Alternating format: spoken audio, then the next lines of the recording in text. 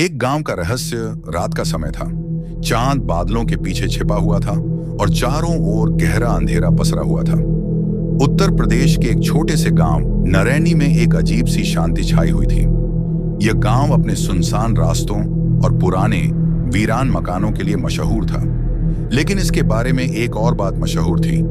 गांव के बाहर स्थित एक पुराना बाग, जिसे लोग भूतिया बाग कहते थे।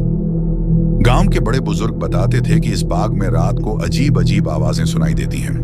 कहते हैं वहां एक पुराना कुआं है जहां कई साल पहले एक महिला ने अपनी जान दी थी।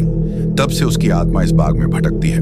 कहानी की शुरुआत रवि, जो कि एक शहर में रहने वाला युवक था, अपने दोस्त आदित्य के साथ गांव में छुट्टियां बिताने आया था। रवि को भूत प्रेत की कहानियों में कोई विश्वास नहीं था। उसने गांव वालों की बातों को हंसी में उड़ा दिया। अरे भूत प्रेत कुछ नहीं होता, उसने कहा, सब दिमाग का वहम है। लेकिन आदित्य ने उसे चेतावनी दी, रवि, इस गांव की बातें मजाक नहीं है। भूतिया बाग में जाने की गलती मत करना। वहां अब तक जो भी गया वह वापस नहीं लौटा। रवि को यह चुनौती की तरह लगा। उसने आदित्य से कहा, अगर तुम डरते हो तो मत चलो, लेकिन मैं आज रात उस बाग में जाऊंगा और खुद देखूंगा कि यह सब झूठ है या सच। बाग की ओर यात्रा आधी रात का समय था। रवि ने टॉर्च और एक छोटी तलवार ली और अकेले ही बाग की ओर चल पड़ा। रास्ता सुनसान था। पेड़ पौधों की शाखाएं हवा में झूल रही थीं, मानो उसे रोकने की कोशिश कर रही हूं। जैसे ही रवि बाग के पास पहुंचा, उसे अजीब सी ठंडक महसूस हुई। वातावरण अचानक भारी हो गया। टॉर्च की रोशनी में उसे बाग के पुराने पेड़, टूटे हुए झूले और बीच में वह कुख्यात कुआं दिखाई दिया। कुएं के पास एक पुरानी लाल साड़ी का टुकड़ा पड़ा हुआ था, जिसे देखकर रवि थोड़ी देर के लिए ठिठक गया। यह सब संयोग है, उसने खुद से कहा और कुएं के पास जाकर झांकने लगा। कुएं से ठंडी हवा के साथ किसी के सिसकने की आवाज आ रही थी। खौफनाक मुठभेड़। जैसे ही रवि ने पीछे मुड़कर देखा, वहां एक महिला खड़ी थी। उसके बाल बिखरे हुए थे और उसका चेहरा अंधेरे में छिपा हुआ था। रवि की सांसें थम गईं। उसने कांपते हुए पूछा, कौन हो तुम? महिला ने कोई जवाब नहीं दिया। धीरे धीरे उसने अपना चेहरा उठाया और जैसे ही रवि ने उसकी आंखों में देखा, उसके पैर जम से गए। उसकी आंखें खून जैसी लाल थीं और उसका चेहरा पूरी तरह झुलसा हुआ था। डर के मारे टॉर्च गिरा दी और भागने की कोशिश की, लेकिन उसके पैर जैसे जमीन से चिपक गए थे। महिला की चीख गूंज उठी और उसका पूरा शरीर हवा में ऊपर उठ गया। बचने की कोशिश रवि ने किसी तरह अपनी ताकत जुटाई और अपने पास रखी तलवार से महिला की ओर वार किया, लेकिन तलवार उसके शरीर से आर पार हो गई, मानो वह सिर्फ धुआं हो। महिला ने जोर से हंसते हुए कहा, तुम यहां से बचकर नहीं जा सकते। रवि को लगा कि यह उसका आखिरी पल है। तभी उसे याद आया कि उसकी दादी ने कहा था कि ऐसे समय में हनुमान चालीसा का जाप करना चाहिए। उसने कांपती हुई आवाज में जाप शुरू किया।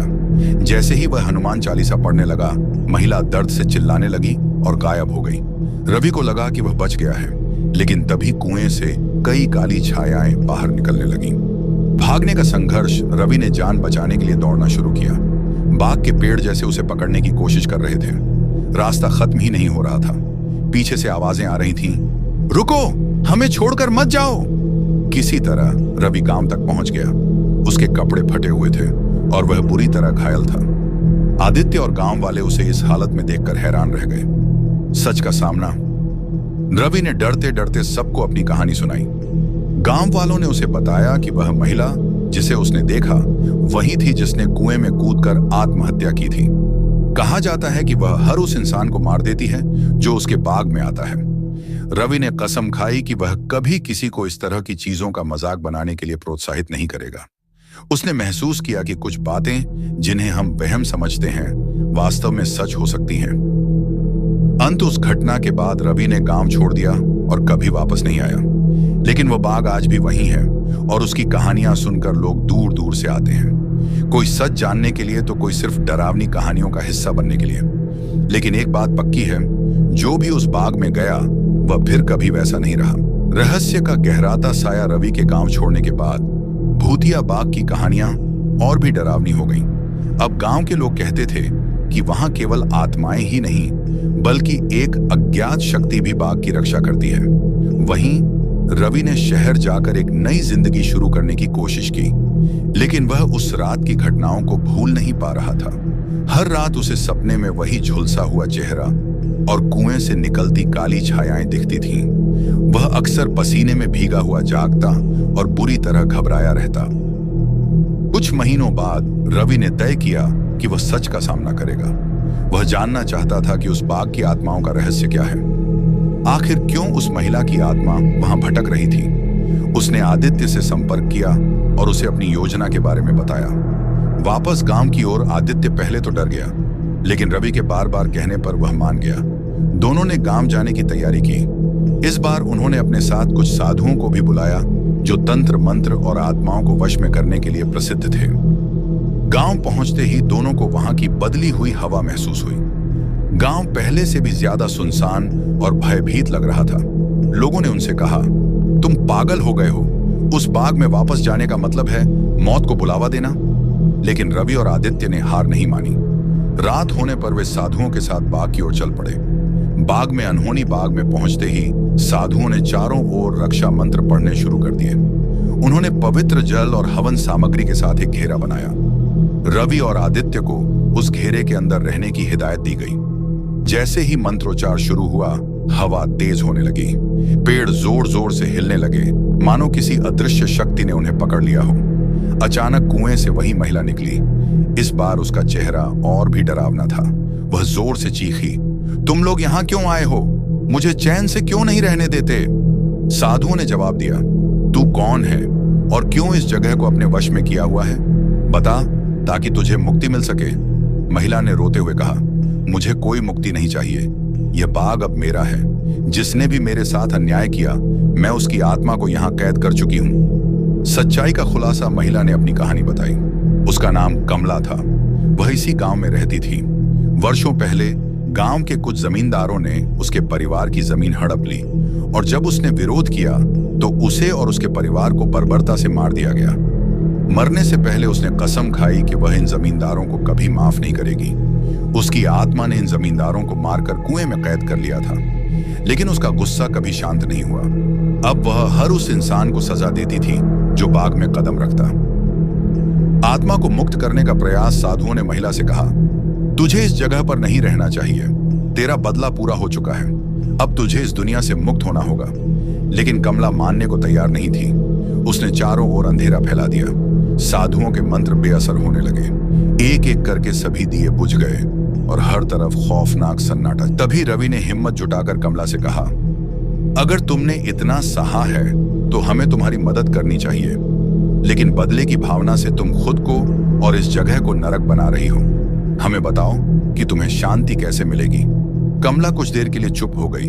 फिर उसने कहा, मेरे परिवार के साथ न्याय होना चाहिए। जब तक गांव वाले हमारी कहानी को स्वीकार नहीं करते और हमें सम्मान नहीं देते, मैं इस बाग को नहीं छोड़ूंगी। न्याय और मुक्ति। रवि और आदित्य ने अगले दिन गांव के सभी लोगों को इकट्ठा किया। उन्होंने कमला की कहानी सुनाई। गांव के बुजुर्गों ने माना कि यह सच है। वर्षों पहले जमींदारों ने कमला के परिवार पर अत्याचार किया था। गांव वालों ने बाग के पास एक मंदिर बनवाने का फैसला किया, जहां कमला और उसके परिवार की आत्मा के लिए प्रार्थना की जा सके। साधुओं ने फिर से हवन किया और मंत्रोच्चार के साथ कमला को शांति प्रदान की। कमला की आत्मा ने आखिरकार चैन की सांस ली। उसने रवि को धन्यवाद दिया और कहा, तुमने मुझे मेरी कैद से आजाद किया। अब मैं हमेशा के लिए जा रही हूं। अंत का नया आरंभ। उस दिन के बाद भूतिया बाग में कभी कोई अजीब घटना नहीं हुई। वह जगह अब एक शांत मंदिर बन गई थी, जहां लोग अपने पापों का प्रायश्चित करने आते थे। रवि ने अपनी जिंदगी से एक बड़ी सीख ली। उसने महसूस किया कि हर कहानी के पीछे एक सच छिपा होता है। वह अब अपनी जिंदगी में ज्यादा संवेदनशील और समझदार हो गया था। लेकिन रात के अंधेरे में कभी कभी वह आज भी कमला की मध्यम आवाज सुनता था। धन्यवाद मेरे मित्र। अंत का रहस्य। गांव के लोग मान चुके थे कि भूतिया बाग की कहानियां अब खत्म हो गई हैं। मंदिर बनने के बाद वहां का माहौल पूरी तरह बदल गया था। लोग बाग में जाने से अब नहीं डरते थे। लेकिन रवि को अभी भी कुछ अधूरा लग रहा था। वह सोच रहा था कि क्या सच में कमला की आत्मा को शांति मिल गई है या यह बस एक भ्रम है। रवि को बार बार ऐसा महसूस होता था कि कोई उसे देख रहा है। कभी कभी रात में उसे वही सिसकियां सुनाई देती जो उसने उस काली रात में कुएं के पास सुनी थी। उसने सोचा, क्या सच में सब खत्म हो गया है या कुछ और बाकी है? नए खतरे की शुरुआत एक रात जब रवि गहरी नींद में था। उसने एक सपना देखा। सपने में कमला फिर से दिखाई दी, लेकिन इस बार उसका चेहरा उतना डरावना नहीं था, बल्कि वह शांत और उदास लग रही थी। उसने रवि से कहा, तुमने मुझे मुक्त तो कर दिया, लेकिन इस बाग का असली खतरा अभी भी बाकी है। जो शक्ति मुझे रोक रही थी वह अब तुम्हारे पीछे है। रवि जागते ही पसीने में भीगा हुआ था। उसे समझ नहीं आ रहा था कि यह सपना था या कमला की आत्मा सच में उससे बात कर रही थी। उसने आदित्य को सब कुछ बताया। आदित्य ने यह सोचकर बात को टाल दिया कि रवि अभी भी उस घटना के प्रभाव से उबर नहीं पाया है, लेकिन रवि ने ठान लिया कि वह सच का पता लगाएगा। बाग का अंधकार। रवि ने गांव के कुछ लोगों को अपने साथ बाग चलने के लिए कहा, लेकिन सबने मना कर दिया। आदित्य ने भी इस बार उसका साथ देने से इनकार कर दिया। अकेले ही रवि ने बाग में जाने की तैयारी की। उसने अपनी टॉर्च, कुछ पवित्र जल और हनुमान चालीसा की एक किताब साथ ली। आधी रात को जब पूरा गांव सो रहा था, रवि बाग में पहुंचा। ये वही जगह थी जहां उसने पहली बार कमला को देखा था। कुएं के पास जाकर उसने ध्यान से देखा। इस बार कुएं के अंदर से अजीब सी रोशनी आ रही थी। जैसे ही रवि ने कुएं में झांका, उसे किसी के बोलने की आवाज सुनाई दी। यह आवाज कमला की नहीं थी। यह गहरी, डरावनी और गूंजती हुई आवाज थी। तुमने मेरी बंदी को आजाद कर दिया, अब तुम्हें इसकी कीमत चुकानी होगी। अज्ञात शक्ति का सामना। कुएं से अचानक धुआं निकलने लगा और वह धुआं धीरे धीरे एक आकृति में बदल गया। वह आकृति एक विशाल काली छाया थी, जिसकी लाल आंखें अंधेरे में चमक रही थीं। रवि ने साहस जुटाकर पूछा, तुम कौन हो और यहां क्या कर रहे हो? छाया ने गरजते हुए कहा, मैं इस बाग का असली स्वामी हूं। कमला मेरी बंदी थी। तुमने उसे मुक्त कर दिया, लेकिन अब मैं तुम्हें नहीं छोड़ूंगा। रवि ने तुरंत अपनी हनुमान चालीसा की किताब निकाली और जोर जोर से मंत्र पढ़ने लगा, लेकिन इस बार मंत्र बेअसर थे। छाया ने हंसते हुए कहा, मंत्र और पूजा से मुझे नहीं रोका जा सकता। मैं यहां सदियों से हूं। मैं इस बाग की आत्माओं का स्वामी हूं। आखिरी उपाय। रवि को अब समझ आ गया कि वह साधारण शक्ति का सामना नहीं कर रहा। उसे याद आया कि गांव के साधु ने कहा था कि ऐसी शक्तियों को केवल सत्य और साहस से हराया जा सकता है।